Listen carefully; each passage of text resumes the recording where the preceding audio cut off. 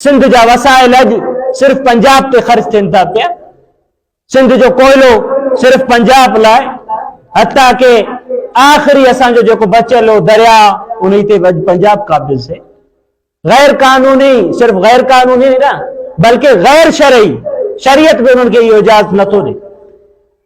उहे दरिया मां जेको आहे कैनाल कढी करे सिंधूअ जे पाणी ते धाड़ो हणनि था। शायदि जेकॾहिं उन धाड़े में कामयाब विया तो शायद ईंदड़ चंद सालन में तव्हां असांखे वारे ते पानी न मिले ज़मीन आबाद करण लाइ।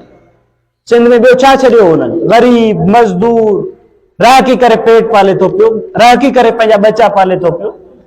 उन्हनि वटि राखी खां अलावा ॿियो कुझु आहे कोन, लेकिन उन ते बि अॼु धाड़ो ऐं नारो इहो आहे त ला इलाहा इल्लल्लाह। सिंधी पठान पंजाबी सभु ॿाहिरि हो, इन जे करे पंजाब की जायज़ सभु कुछ खाए।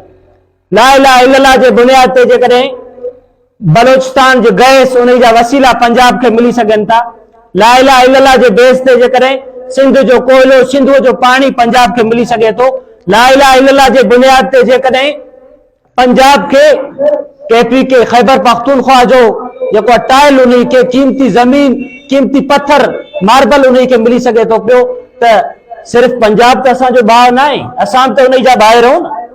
पंजाब बलूचिस्तान के छा ॾिनो आहे? पंजाब सिंध के छा ॾिनो आहे? पंजाब केपी के छा ॾिनो आहे?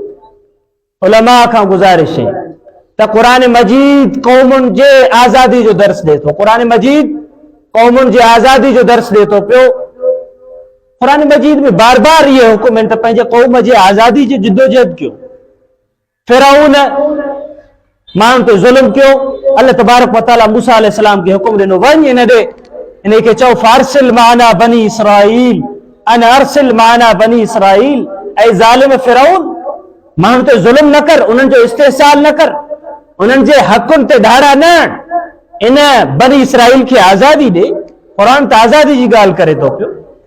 इन सूरत हाल में उलमा खे गुज़ारिश है त शिया हुजनि, देवबंदी हुजनि, बरेलवी हुजनि, गॾिजी करे मुत्तफ़िक़ फतवा पंजाब जे इन धाड़े ज़ुल्म बरबरीत ख़िलाफ़ जारी करनि त कंहिं बि सूरत में ॿियनि सूबनि जो हक़ का तव्हांखे खाइण न ॾींदासीं। जेकॾहिं खाईंदव त तव्हांजो नारो आहे ही मुल्क इस्लाम जे बुनियाद ते ठतो आहे, त असां तव्हांजी मुखालफ़त कंदासीं त इस्लाम छा जो तव्हां वटि? तव्हां सिर्फ़ इस्लाम जो नालो इस्तेमालु कयो था।